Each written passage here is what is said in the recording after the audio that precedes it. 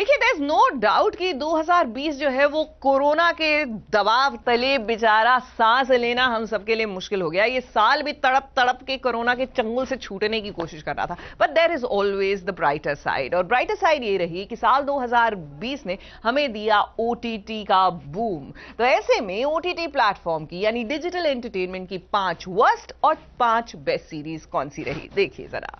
अरे वो वाला कौन सा था, वो वाला जो वो रूम में था, वो जो चारों लोग, the gun game, Mirzapur, mismatch, ludo, Enola, ये अमेजोन पे था ना। हमने बहुत सारी चीज़ों को ऐसे अप्रिशिएट करना सीखा। एक सेकंड कट कर इसको, यहाँ से मैं भाई हिस्सा लाया था। एक बार फिर भी आप चाहो तो चेक कर लो। 2020 को अगर आपको कैलेंडर से इरेज करना हो तो आपको बिल्कुल तकलीफ नहीं होगी, मगर एक चीज़ जो बहुत अच्छी हुई 2020 में कि आपने बहुत सारी चीज़ों को अप्रिशिएट करना सीखा। क्या कहते हैं, लोगों को एक जो डिजिटल दुनिया है उसका बूम मिला। यानी कि ये थर्ड जनरेशन माना जाता था, लेकिन इसने सेकंड और फर्स्ट जनरेशन को ओवर पावर कर लिया। एग्जैक्टली। और now OTT is the number 1 thing अगर हम देखना चाहें अपने एंटरटेनमेंट के लिए। एग्जैक्टली। टीवी सीरियल्स और ये सब जो है, जहाँ पे लोग हर रोज़ की कहानी जानना चाहते थे, क्या हो रहा है क्या नहीं हो रहा है, बट क्योंकि वो थम गई तो इन्होंने वो डोर पकड़ ली और ऐसी पकड़ी कि अभी तक चल रही है। अब शायद ही ये हमारी ज़िंदगी से बाहर हो पाए, चाहे आप जहाँ पे भी हो, आपका फ़ोन हो, आपका घर का टीवी हो, आपके आईपैड्स हो या जो भी हो, आप अब हुक हो जाएंगे इसके लिए। लेकिन तो एसबीएस ओरिजिनल्स में तो इसकी बात बनती ही है, बिल्कुल बनती है। और हम व्यूअर्स को ये बताने वाले हैं कि हमने क्या देखा, आपने क्या क्या देखा। आप सजेशंस भेज सकते हैं, हमें क्या पसंद आया, क्या चीज़ें अंडररेटेड थी, क्या चीज़ें ओवररेटेड थी, क्या बेस्ट चीज़ें थी और क्या ओवर प्रमोशन के बावजूद भी वर्स्ट यानी कि कम दमदार साबित हुई। और इनफैक्ट कुछ ऐसी थी जो बिना प्रमोशन के ही मैंने, क्योंकि हम लोग सर्व कर रहे थे तो वो भी देख लिया, इतना टाइम था तो देख लिया वो भी। तो चलिए टॉप 5, राज की टॉप 5 और मेरी टॉप 5 वेब सीरीज, फिल्म्स कह लें या जो भी कहें, ओटीटी प्लेटफॉर्म पे हमारी फेवरेट्स क्या रहीं और जो हम रेकमेंड करेंगे। अगर आपने अभी तक नहीं देखी है तो आप ज़रूर देखें। तो राज, पहले मेरी वाले से शुरू करें। श्योर आप वाले से शुरू करें। पंचायत, जो कि मुझे लगा एक बड़ा ही एक जेम था, सिंपल, बहुत ही सिंपल बट इतना इम्पैक्टफुल।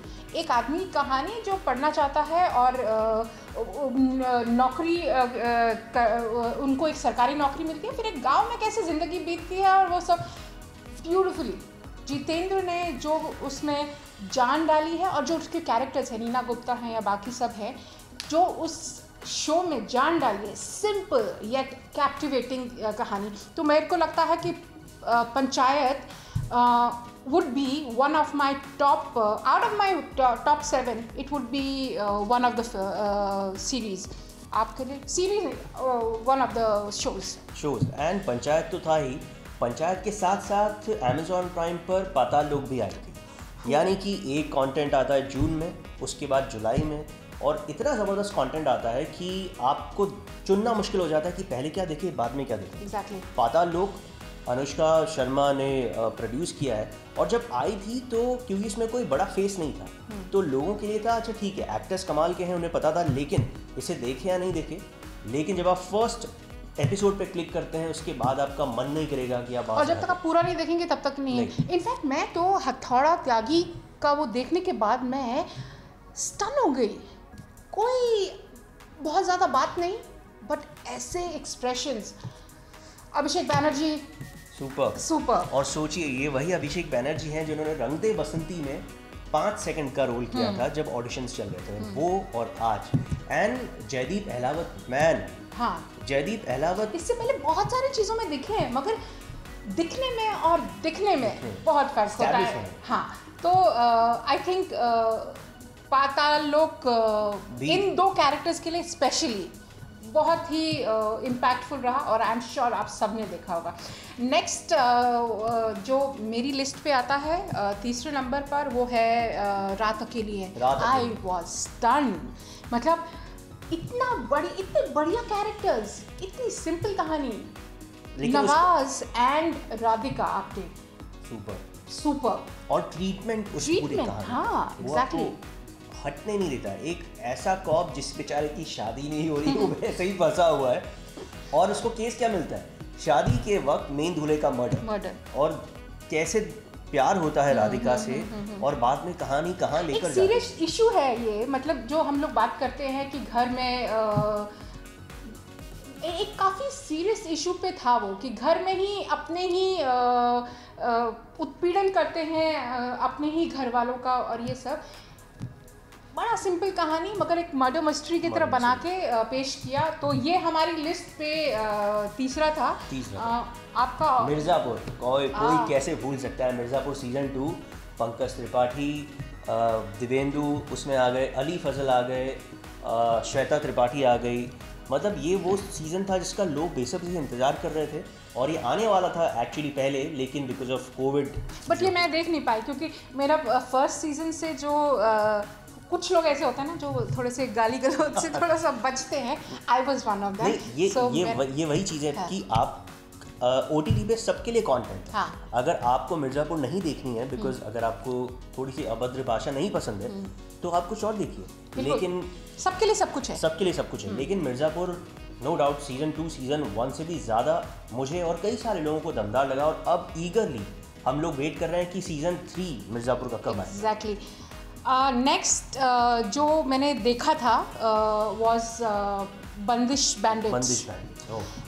Amazon मतलब बैक टू बैक क्या सीरीज लेकर आया है, सीरीज लेके आए थे।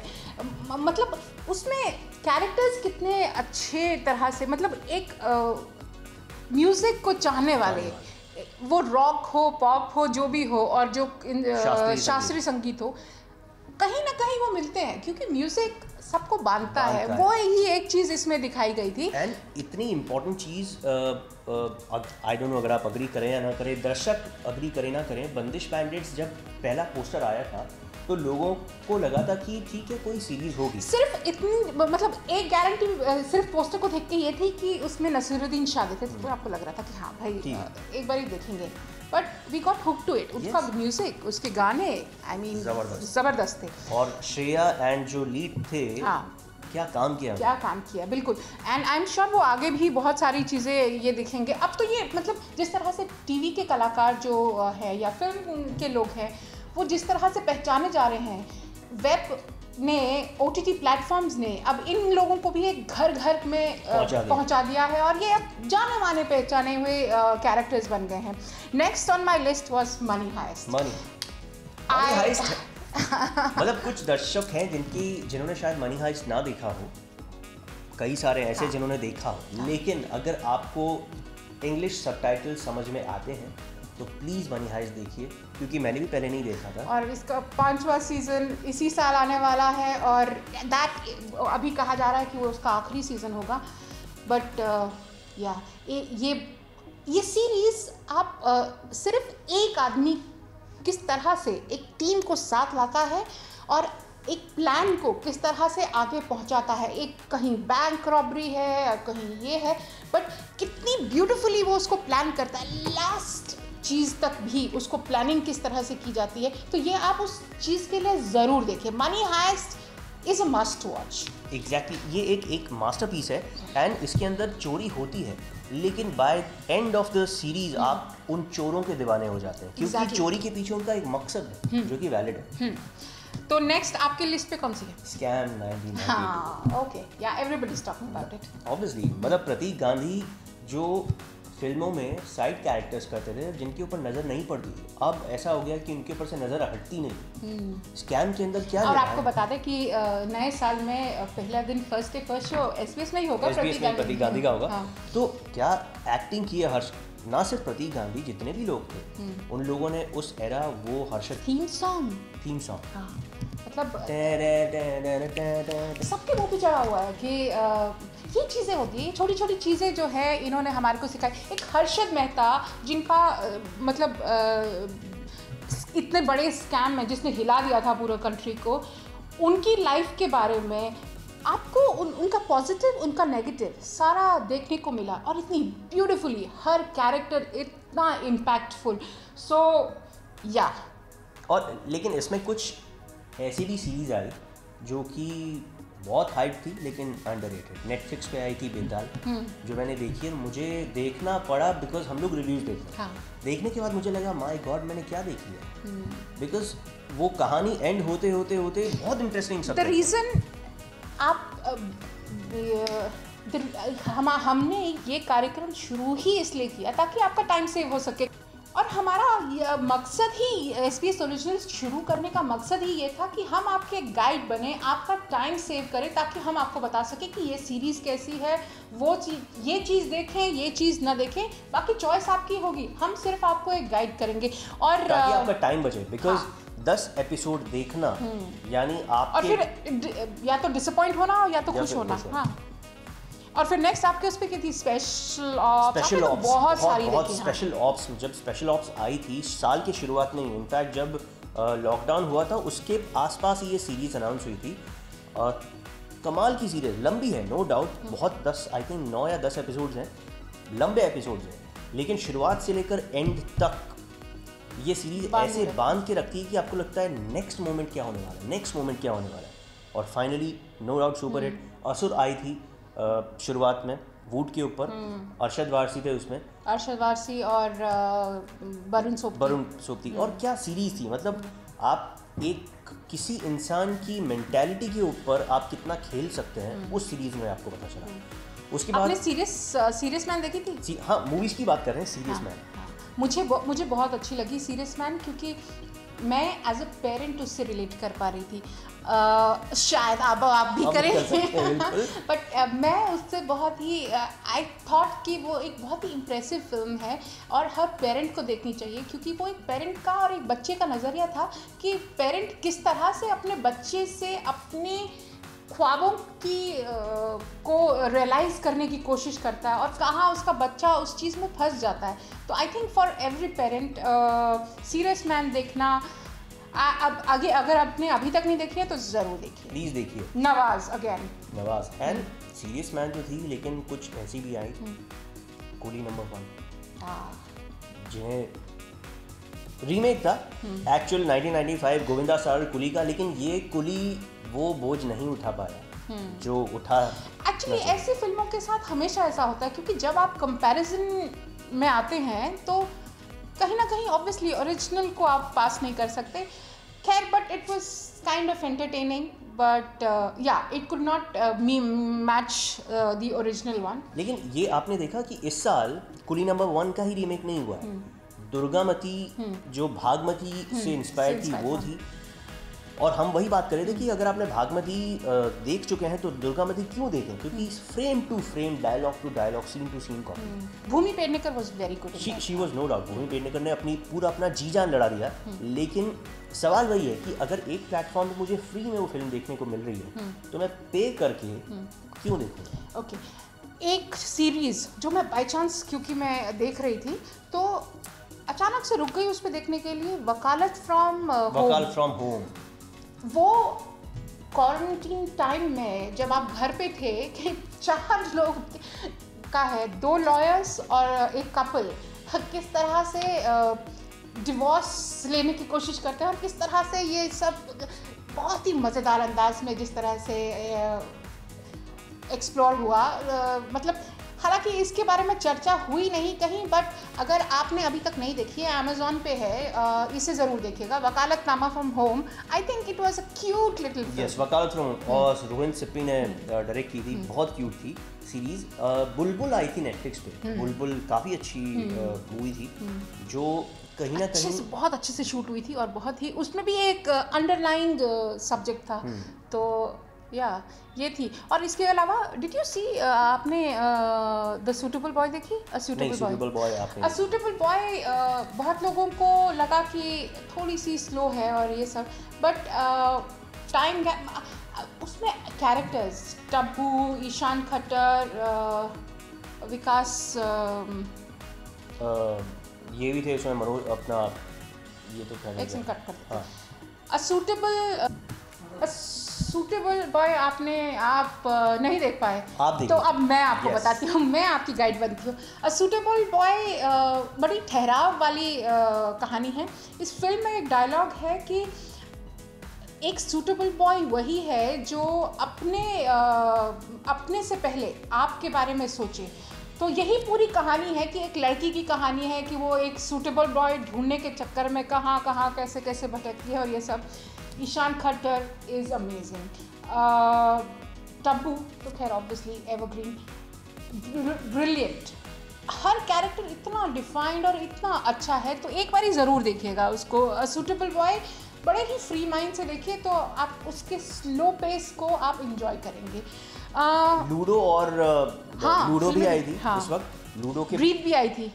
ब्रीथ आई थी अभिषेक ब्रीथ बच्चन में मुझे ऐसा लगा कि अच्छी फिल्म थी, बट अगर वो छोटी होती तो वो और बेटर होती। उस सीरीज का वही था कि उसका सस्पेंस बहुत जल्दी खुल गया और फिर वो आगे। Yes exactly. लेकिन अभिषेक बच्चन मानना पड़ेगा, अभिषेक बहुत अच्छे एक्टर हैं, बहुत अच्छे एक्टर हैं। और दोहरा किरदार लास्ट एपिसोड में जब आप देखते हैं, जब उन्हें पता चलता है तो आप ही खुद इट्स यू वर्सेस यू, इतना जबरदस्त उन्होंने निभाया है कि काबिल तारीफ। देखिएगा जरूर अगर आपने नहीं कैच की ये वाली फिल्म। और द क्राउन भी आई थी, काफ़ी सारी चर्चाएं भी हुई उन्हें डायना के किरदार में। मतलब इस बारी कहानी डायना तक पहुंचती है कि उनके पर्सपेक्टिव से दिखाया गया कि किस तरह से क्वीन मार्गरेट थैचर जो तब की प्राइम मिनिस्टर थी, तो वो एक पॉलिटिकल एनवायरनमेंट और एक पर्सनल डायना के नज़रों से जो कहानी थी बड़ी इंटरेस्टिंग है। अगर आप पॉलिटिकल ड्रामास टाइप चीज़ों में इंटरेस्ट रखते हैं तो ज़रूर देखिएगा द क्राउन। और अगले साल 2021 में भी मनी हाइस्ट आने वाला है। बहुत सारे कंटेंट आने वाला है। मनी हाइस्ट आने वाला है, उसके बाद बॉम्बे बेगम्स आने वाला है पूजा भट्ट का।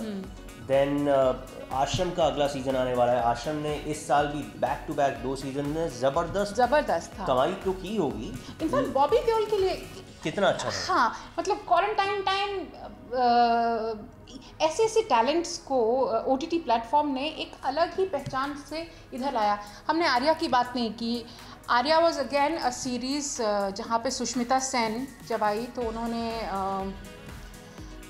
मतलब अपना इम्पैक्ट छोड़ा। चंद्रचूड़ सिंह को आपने बहुत टाइम के बाद देखा तो उन्होंने बहुत अच्छा इम्पैक्ट छोड़ा और एक अच्छी कहानी थी। मतलब आई थिंक पता चलता है कि सुष्मिता एक डायरेक्टर्स एक्टर है, क्योंकि डायरेक्टर आपको जितने अच्छे से ढालता है उतने ही अच्छे से वो दिखाई देते हैं।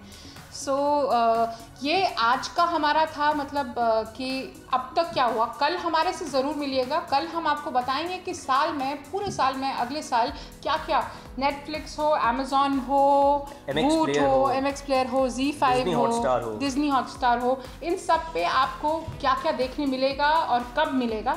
तो SBS ओरिजिनल्स में आपको 3 बजे से बता देंगे। हाँ, आपको बताएंगे कि क्या क्या है डिजिटल दुनिया में जो आप ज़रूर देखना चाहेंगे, लेकिन उसे देखने से पहले SBS ओरिजिनल्स देखना ज़रूरी है ताकि आपका समय बचे। Happy new year. Happy new year.